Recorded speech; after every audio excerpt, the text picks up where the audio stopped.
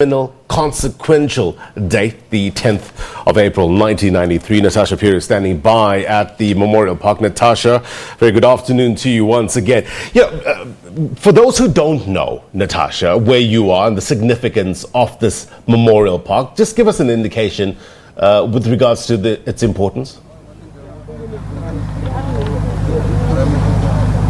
Well, Blaine, this is where the late Chris Hani was actually laid to rest 28 years ago following his assassination on this very day. But of course, Blaine, I promised you to get an ANC official, and I'm actually joined by the Treasurer-General of the ANC, Mr. Paul Mashatiele. Always a pleasure having you on SABC News, Mr. Mashatiele. But I mean, the underlying message today that we got was unity, unity, unity, unity of the alliance, more especially at this time where, you know, the alliance seems to be having quite a strenuous relationship. Well, of course, as you know, that Chris Hani was a unifier, very humble leader, and he was in the ANC Chief of Staff of Umkhonto Wesizwe. At the time of his death, he was General Secretary of the South African Communist Party. So if you talk about the unity of the ANC, the unity of the alliance, you have to remember the memory of Comrade Chris Hani. We are here to honor him today, and we are saying in his honor, we will work hard to unite not only the ANC, but the alliance and of course the people of South Africa. We heard what Dr. Blaine Nzimande had said, that, you know, he condemned the factional abuse of Umkhonto Wesizwe. I mean, Ubab Chris played a very pivotal role, you know, in Umkhonto Wesizwe. Do you think that he would be happy with the state of affairs, not only within the ANC, but the alliance as a whole, especially right now? Of course, he would not be happy. If Comrade Chris was here, I'm sure he'll be at the forefront of ensuring that once again this organization is united, that Umkhonto Wesizwe is united.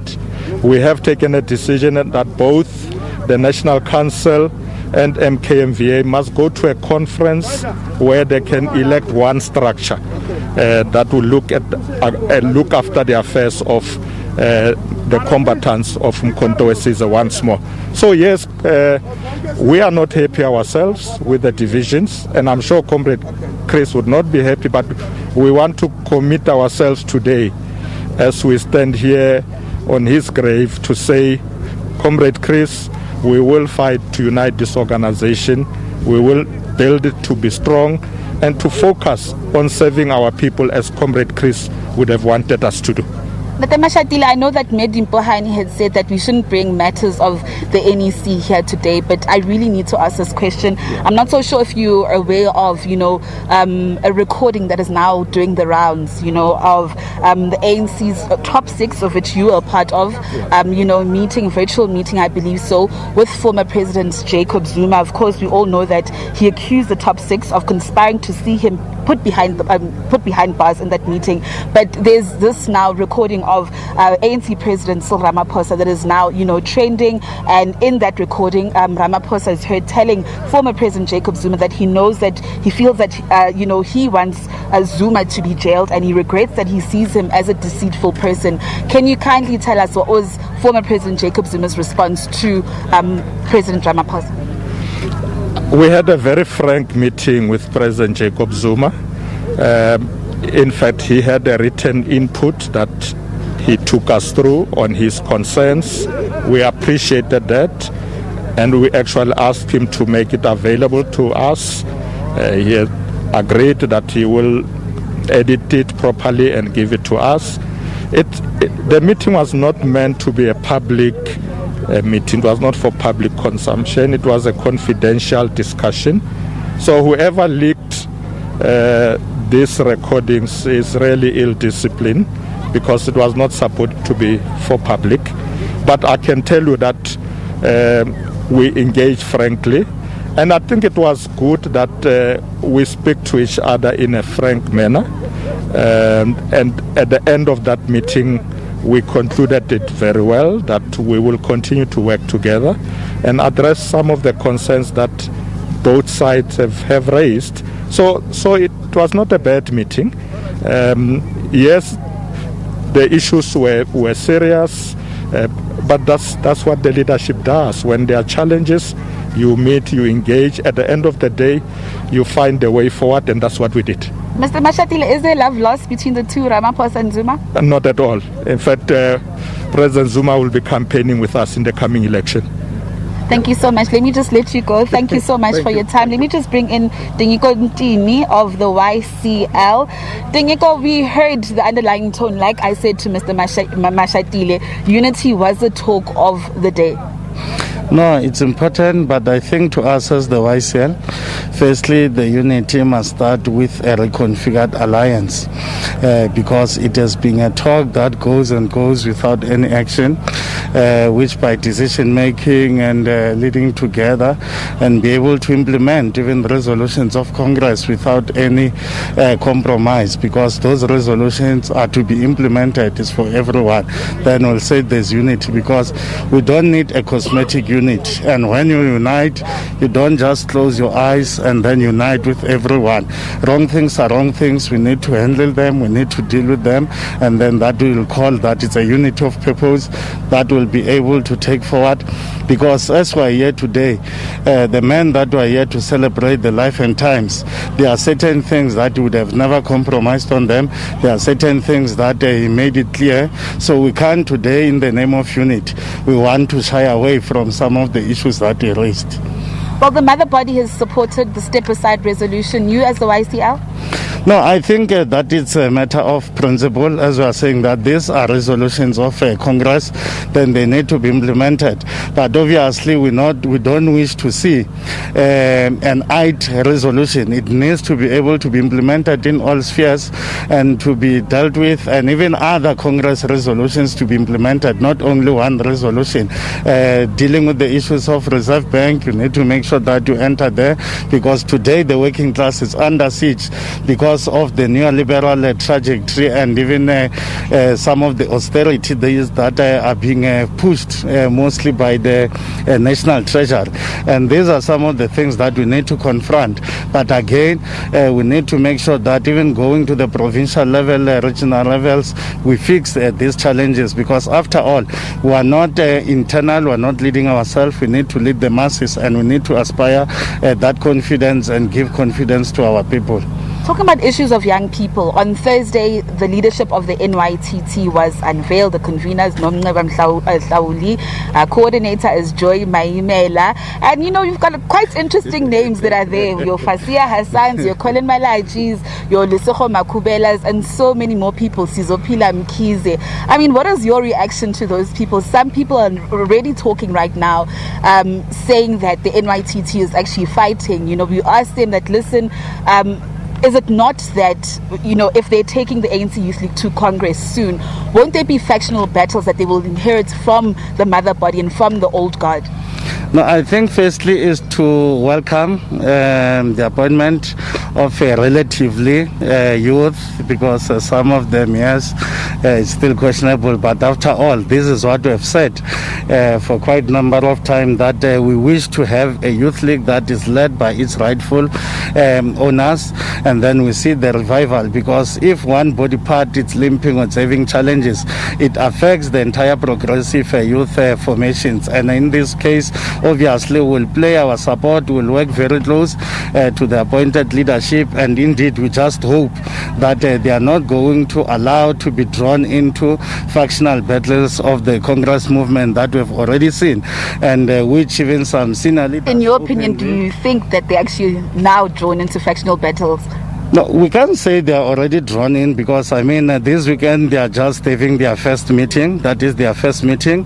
And then we'll be waiting in anticipation for the resolutions that will come out of the meeting. And we hope that it will be something that pursues the agenda of young people, because we have seen high level of unemployment, that it continuing to grow, the inequalities that obviously affects. And as we are, young people, in particular students, are faced with challenges in the higher education sector. sector, and it needs all of us as the PYA to close the space, to go to that space and make sure that we're able to lead the struggles of young people. Let us prioritize issues of young people before we allow issues that don't even include us. Mostly it's all people that make us to fight. So it's high time that as young people we need to understand and define our own path outside the elder generations. Let's talk about the issue of age. I won't mention these two individuals, but it is said that there are two individuals within the NYTT who are above the age of 35 years old. I personally asked the SG of the ANC, Mr. Ace Magashule, on Thursday, and he denied it, saying that everybody that is in the NYTT is actually younger than the age of 35, and they've checked it. But you still have the issue of these two people. What does it play here? No, we don't know because obviously that is the competency of Home Affairs to be able to can verify such things. But after all, one thing that we appreciate is that unlike the previous structure, which you had a dominant ANC, NEC members being the ones that were tasked to rebuild, this time you have at least a relatively, that's why I use the word relatively deliberately, because we are not sure, we can't enter to the issues of age, but at least this structure, it's relatively youth, and we believe that we'll be able to resonate with them, we'll be able to work very well with them as the YCL, and side by side we need to develop a common program, a common approach. We have local government elections that is nearing. It's up to us whether we'll allow divisions to come to us or we'll continue to want to serve masters. But we believe that everything for the revolution, nothing against it, and all of us, we need to adopt that principle to say that even as the YCL, when it's saving the party within the alliance, first thing they must defend the revolution, must save the revolution, not individuals, not a structure, because the ANC is not the revolution, but it's a leader of this program that we are at. But in the midst of saving the revolution and advancing it and defending it, if the ANC is ready to be diagnosed of the challenges that it have, then it shall be rescued on the way. But you can't prioritize an organization, because being a person that you face challenges sometimes, you need to admit that I have challenges and I need to attend to them. But if you fail, obviously then no one will help you, and we believe that the Youth League will focus on preparing for Congress and making sure that Congress will sit, and obviously the constitution of the Youth League is clear. It will only be led by those that are within the years of 14 to 35, and we believe that even when they go to Congress, that's sanity that will prevail. On the two names, I'm not aware, probably you would have shared with me those two names. Okay, Mr. Dini, talking about Congress, what crop of leadership are you looking forward to? Because, I mean, there's been a vacuum of young people, a very robust ANC Youth League, that of your Peter Mkabas, that of your Julius Malemas, and some would say Floyd Shibambus, Pule Mabes. But what kind of leadership are you looking for? No, I think the first thing that we need to understand is to shy away from comparing leadership generations, because each generation has a mission that it needs to advance. Firstly is to understand the current challenges that are facing young people, and then we need obviously the leadership that will be able to respond to those challenges. We've highlighted that we find ourselves in economic crisis. Young people are the most affected. Even when you go to the private sector, we are seeing many companies are retrenching, and unfortunately young people are the ones that are coming to the market. So it means that through the network principle of last in, first out, young people are the most affected, and these are some of the issues that we need to take forward and make sure that even lobbying our alliances, even COSATU that sits at network, they are able to attack some of these principles, at least let's say first in, first out, because the reality is that those that have came in the 80s are very old, and at some stage they need to exit the system, and I think we need to at least take that approach. So obviously we will not pronounce any name. ANC Youth League is our sister alley. We're members of the Youth League, we're members of the YCL. There's dual leadership, there's dual membership, so we'll respect our sister alley as an organization that can take its own decisions, but obviously we wish to have a leadership that will be able to understand understand the task at hand, to represent young people, and obviously a working class biased leadership, because that is our interest as the YCL. Mr. Ntini, lastly, will there be any consultations between the two bodies, the NYTT and the YCL, and perhaps what contributions could you make towards YCL? No, of course, consultation will be there. As we have said, that we form part of what we call the Progressive Youth Alliance with COSAS and SASCO, the ANC Youth League, COSATU Young Workers, and the YCL.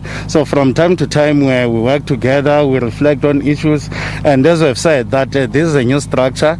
They are still on their first session, which is more of an induction, but obviously coming out of there, they will come out with a program of action that we believe that they will want to lobby their allies, which is SASCO, COSAS, and YCL, so that we can see how do we work together. And then that does not mean we will not differ. We'll always differ from then there, but contradictions must be able to assist us actually to move forward and take the struggles of young people forward. As we speak, we're busy with the process of NYDA that has just closed yesterday.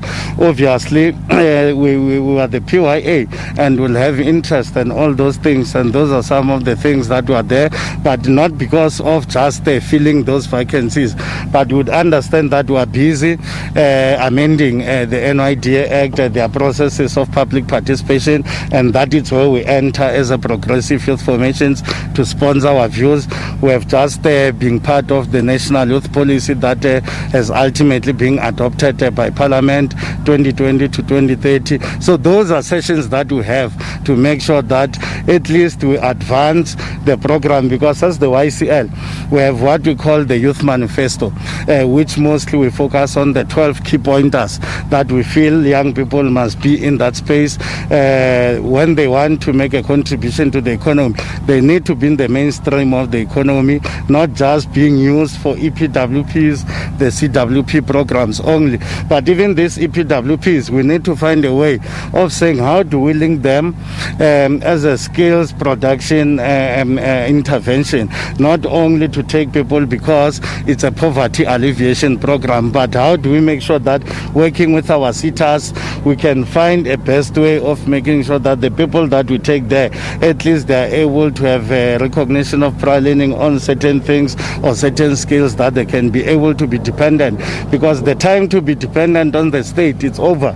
We're a generation that needs to define a new path and find ways of saying that how do we bring a sustainable economy about ourselves, and how do we make sure that this education that itself needs to be transformed, because you become a product for the market, is what the market wants, is not in line with the political economy of our society. And that's why we say some of the key issues in the higher education sector, we wish to see this scrapping of making all 50 colleges repeating all curriculums or all modules, but at least have even some that will specialize. Understand that, okay, if I'm in Ekurhuleni, I expect Ekurhuleni West College to at least respond to the political economy of Ekurhuleni, which you know is more of an industrial region. Then why don't you have certain courses that will enhance the economy of the region, rather than just having HR, having office management, things that will not necessarily assist young people after qualification. Thank you so much for your time, and thank you so much for that lengthy conversation, not only talking about the memory of the late Chris Hani, but issues that were actually close to his heart, Blaine, issues of young people as well. As you know, that there's been a vacuum, of young people, I beg your pardon, not only in the tripartite alliance, but of course the ANC Youth League. We know that, the Youth League was disbanded. There's now been an introduction of new leadership of the National Youth Task Team, which is currently having its weekend-long meeting, which is concluding tomorrow. And of course, they will be briefing members of the media about their induction and so forth, and when they think they'll actually hold the next, Youth League, ANC Youth League Congress.